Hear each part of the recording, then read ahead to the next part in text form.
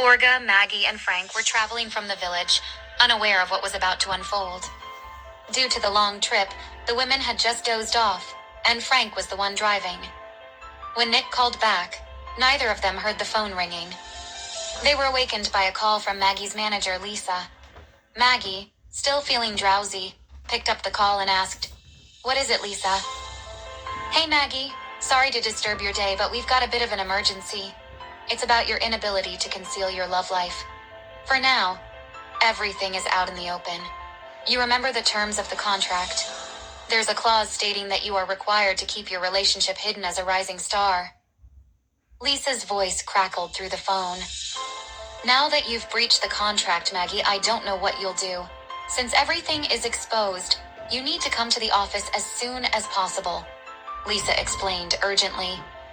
Maggie rubbed her eyes, trying to shake off the sleepiness. "What are you saying? I don't even have a lover. What's going on? What could have been exposed about me?" she asked, concern creeping into her voice. Maggie glanced at Olga and Frank, who were now fully awake and listening intently. "All right, Lisa, I'll be there as soon as I reach the city," she replied, already mentally preparing herself for the task ahead. As Maggie hung up the phone, Frank frowned. "What's going on?" he asked, noticing the worry lines on Maggie's face. "It's work. It seems like there's a problem with my personal life being exposed, but I don't understand." "I hope it's not as serious as I heard," Maggie explained, her mind already racing with thoughts of what could have gone wrong. Only when Olga accessed the internet did they realize that all the media was in an uproar, talking about Maggie being in love with Frank Miller. There was a picture of Frank helping Maggie. In the picture, it looked intimate, but there wasn't any intimacy at all. Olga recognized the moment. It was when Maggie had sprained her ankle in the park the other day. Frank was simply helping. Olga wondered who would have thought of using this against her friend. Olga's eyes widened in shock as she scrolled through the headlines and social media posts. The picture of Frank assisting Maggie with her sprained ankle had been taken out of context and twisted into something scandalous. Olga felt anger rising within her as she realized the extent of the manipulation. "Maggie, look at this," Olga exclaimed, showing her the screen. "They're spinning a harmless moment into some sort of romantic scandal." Maggie's face paled as she saw the image plastered across various news outlets and gossip sites. "This is insane!" she exclaimed, her voice tinged with frustration and disbelief. "How could they do this?" Frank, who had been silently observing, clenched his jaw in anger. "It's James. He's the one behind it. But one thing I haven't figured out is if this is what Nick was hiding. He knows the truth. Why did he agree to twist it?" Maggie's mind raced as she tried to process the situation. "Nick knows the truth?" she repeated, her voice filled with disbelief. "But why would he agree to let this happen?" Frank nodded grimly. "Yes, Nick knows. He's been keeping it a secret, but now it seems like he's got a bigger plan than what we agreed on. The problem is that when he told me, I asked who the girl was, but he couldn't tell me. He seemed angry. As for the reason he would allow this to happen, I don't know, Maggie, but we need to figure it out." Olga was in disbelief. She couldn't believe Nick would do that. Even if it wasn't for him, he would have communicated with her about James's plan. She smiled sadly. "That means he is complicit with James's scheme.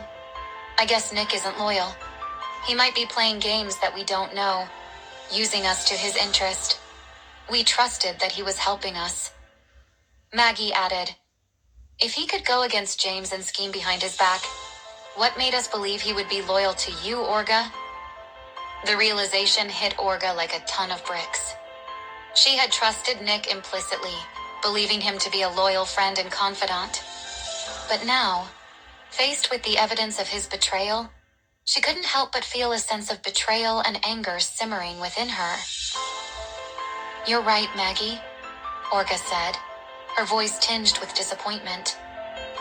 "I never thought Nick would stoop this low, but it seems like he's playing a game of his own, and we're just pawns in his scheme. I just can't believe it," Orga added with a heavy sigh. Maggie's mind was swirling with a mix of emotions: betrayal, confusion, and a growing determination to set things right. "We need to confront Nick," she declared, her voice firm. "We deserve to know why he's allowed this to happen, and what his true intentions are." Orga clenched her fists, her frustration evident. "That's not our priority for now, Maggie. Control your anger. First, we need to clear your name." Frank, who had remained calm throughout the whole conversation, comforted Maggie. "Don't worry, you guys. I am not someone easy to manipulate. Just don't try to clarify anything. I will take care of everything. I will handle the damage control. I have to clear Maggie's name before this scandal ruins her career." He called his secretary and commanded, "Sarah, cancel all my appointments for today.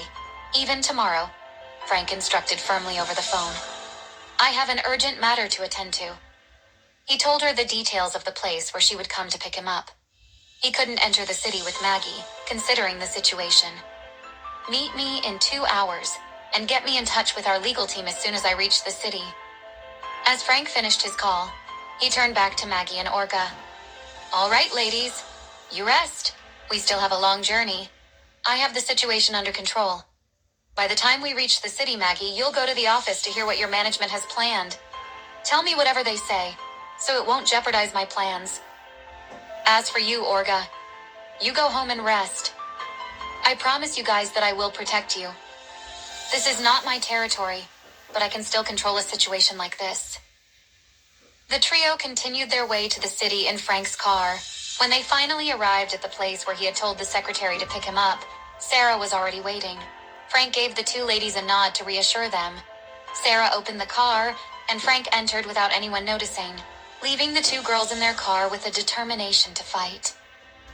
As Frank's car drove off, Orga was now left with the responsibility to make sure Maggie was fine. "Let me drive then. You just rest. You'll have a long journey explaining it to your management." As they reached the Kingstar offices, they were met with a flurry of activity. Media personnel crowded around, eager for a statement. Ignoring the commotion, Maggie pushed her way through the crowd and headed straight inside the building. James and Nick, and the other is a famous singer, beautiful and elegant. James and Nick reached Hawkins Corporation building. They had a lot of work to do. James instructed Nick about the work he had to do.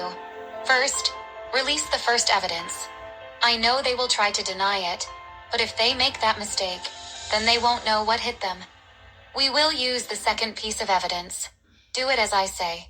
No mistakes. No leaving evidence that could leave us behind.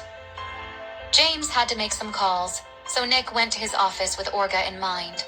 When he called back, he wanted to explain the plan to her, but she didn't answer. He wanted her to know that he was just following James's orders. When he had settled into his office chair, he called Orga again. It rang multiple times, but was always sent to voicemail. Nick wondered why she would ignore his call, but it never came to his mind that she might be angry at him. Only when he opened his laptop was he able to sense the reason behind Orga's ignoring his calls. His heart skipped. Everywhere was the news of Maggie and Frank's relationship, just like they wanted. They've also paid people to keep the news alive, adding a lot of comments, though they weren't hateful comments. Nick knew the news might be a barrier to Maggie's career. She's just a rising star, and the entertainment industry was hard to handle. Maggie fans were all sending love and support.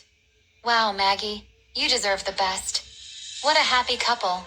One is rich and handsome, and the other is a famous singer, beautiful and elegant. This man is the best. Did you see how gently he was holding our idol? Oh, when shall we expect the wedding? But there were some hateful comments too. Wow, it looks like she's got nothing more to offer but her love affairs. She hasn't released a song in months yet. She's busy romancing. Yeah, she is a loser and will be forgotten in no time. She's not going to make it if she doesn't know her priority. Yeah, she might be thinking she's the best to have started ignoring her fans and getting busy enjoying her love. She hasn't released a song in months. It looks like she has the most important things to enjoy. OMG, is this how she looks for attention? I heard that this man is so rich that maybe she thinks she can rely on his money and stop working. I can't believe Maggie would stand so low. If it's true, then she's a gold digger. Well, I used to admire her, but now I have lost interest in women with such a mentality. Nick's heart sank as he scrolled through the endless stream of comments and articles about Maggie and Frank's relationship. He realized the impact this could have on Maggie's career, especially considering how volatile the entertainment industry could be. His mind raced, trying to come up with a solution to mitigate the damage. Nick couldn't help but feel responsible. After all, it was his and James's plan to orchestrate this relationship rumor to make sure Frank doesn't even dream of courting Olga, or else Maggie's fans would believe he's a cheater. But now, seeing the potential damage it could cause her, he regretted ever getting involved. He knew Olga wouldn't forgive him if Maggie was hurt in any way. No matter how many people Nick hired to make good comments, the number of hateful comments was rising. He knew that offending Maggie meant offending Olga, and Olga was the last person Nick wanted to see sad. If he had notified Olga beforehand, he wouldn't be feeling this way. Olga might think that I wanted this. Well, it's true that I want Frank to get off her side, but I might have acted on impulse. What do I do? He needed to speak with Olga urgently. She was the key to managing this situation effectively. With determination, he dialed her number again, hoping this time she would pick up. After a few rings, Olga finally answered. "Olga, it's me. We need to talk," he said urgently, cutting straight to the point. There was a brief pause before Olga responded, her voice cautious. "What is it, Nick? What do you want? You called 100 times. Can't you see that I don't want to talk to you?" Nick took a deep breath, trying to steady his nerves. "I know, and I understand why you might be upset, but please, just hear me out." There was another pause on the line, and Nick could almost feel Olga's skepticism through the phone. Olga finally spoke before hanging up. "Nick, don't ever consider me your friend. I appreciate whatever you've done for me in the past, but I don't want to be a part of your schemes and games." Nick's heart was filled with fear of losing even the small relationship he had with Olga. He wanted to go and see her so they could talk, but he received a call from James's office. It was working hours, so he couldn't leave yet. What he had to do was only wait until the hours of work were done, then find a way to talk to Olga. He went to James's office. He knocked on the door before entering. When James saw him, he straightened his jaw before speaking. "It's only a week before the company's anniversary celebration. Is everything ready? Have you sent the invitation as I told you?" Nick nodded, trying to push aside his worries about Olga for the moment. "Yes, James. The invitations have been sent out as per your instructions. Everything is on track for the anniversary celebration." James eyed him carefully, as if sensing Nick's distraction. "Is everything all right, Nick? You seem a bit off." Nick hesitated for a moment. "I was just thinking, will Frank accept the invitation? I mean, if he finds out we're behind this chaos, or if he accepts, will he accept to invest in our company?" "Why do you ask such a question, Nick? Did you leave clues behind that could lead to us?" "I believe you wouldn't make such a mistake." James said it with a serious tone. "You knew my plan. That means you should know the importance of confidentiality in all my work. I don't tolerate mistakes like those, Nick. You know it very well."